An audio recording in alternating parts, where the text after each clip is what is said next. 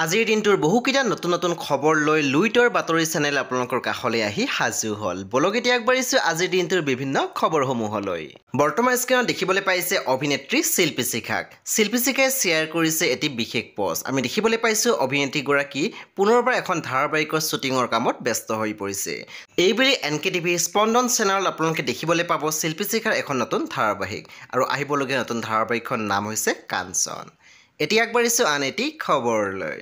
আপোনালোকৰ মাজলৈ আহি আছে এখন নতুন অসমীয়া ছবি। আহিবলগীয়া নতুন ছবিখনৰ নাম হৈছে ৱাইড এংগেল, য'ত আপোনালোকে দেখিবলৈ পাব অভিনেতা দীপাংকৰ ৰয় আৰু থাকিব বহুতো ভাল ভাল অভিনেতা অভিনেত্ৰী। আহিবলগীয়া ছবিখনৰ এটি ট্ৰেইলাৰ বৰ্তমান মুকলি হৈছে। বাৰু আপোনালোকৰ মাজৰ কোনে কোনে এই ট্ৰেইলাৰটো চাইছে আমাক জনাবলৈ নাপাহৰিব। এতিয়া আগবাঢ়িছোঁ আন এটি খবৰলৈ। বৰ্তমান স্ক্ৰীনত দেখিবলৈ পাইছে অভিনেত্ৰী সামন্তিকা শৰ্মাক। সামন্তিকা শৰ্মা গৈছিলে বঙাইগাঁৱত অৰ্থাৎ নিউ বঙাইগাঁৱত। অভিনেত্ৰীগৰাকী গৈছিলে ছেণ্ট এলবাৰ্ট হাইস্কুলত। অভিনেত্ৰীগৰাকী তাত উপস্থিত থকা কিছু দৃশ্য শ্বেয়াৰ কৰিছে ছ'চিয়েল মিডিয়াত। এতিয়া আগবাঢ়িছোঁ আন এটি খবৰলৈ। বৰ্তমান স্ক্ৰীনত দেখিবলৈ পাইছে কণ্ঠশিল্পী মৈত্ৰী পাটৰ।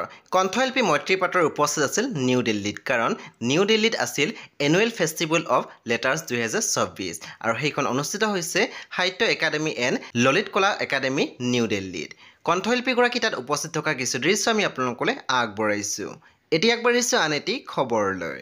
এটি নতুন গীত মুক্তি লাভ কৰিছে আৰু সেই গীতটিৰ নাম হৈছিল বিচাৰো তোক মৰমত, য'ত আপোনালোকে দেখিবলৈ পাব অভিনেত্ৰী অনন্যা কাশ্যপক। এতিয়া আগবাঢ়িছোঁ আন এটি খবৰলৈ। বৰ্তমান আপোনালোকে স্ক্ৰীনত দেখিবলৈ পাইছে বেহাৰ বায়ুৰ পষ্টৰ অভিনেত্ৰী বিউটি বাইলং অৰ্থাৎ চুমকি কছাৰী। চুমকি কছাৰী উপস্থিত আছিল বিদুৰ সন্ধিয়াত। বাৰু আপোনালোকৰ মাজৰ কোনে কোনে গৈছিলে বিদুৰ সন্ধিয়াত আমাক জনাবলৈ নাপাহৰিব। তাৰ পৰা শ্বেয়াৰ কৰা কিছু দৃশ্য আমি আপোনালোকলৈ আগবঢ়াইছোঁ। এতিয়া আগবাঢ়িছোঁ আন এটি খবৰলৈ। অভিনেত্ৰী মুনমী কলিতা আৰু অভিনেতা ফ্ৰেংকি বৰুৱাই শ্বেয়াৰ কৰা এটি পষ্টত আমি দেখিবলৈ পাইছোঁ ফ্ৰেংকি বৰুৱাৰ আহি আছে এটি ড্ৰিম প্ৰজেক্ট, নাম হৈছে অৰুন্ধতী, য'ত আপোনালোকে দেখিবলৈ পাব অভিনেত্ৰী মুনমী কলিতাক। তেওঁলোকে শ্বেয়াৰ কৰা এখন ফটো আমি আপোনালোকলৈ আগবঢ়াইছোঁ।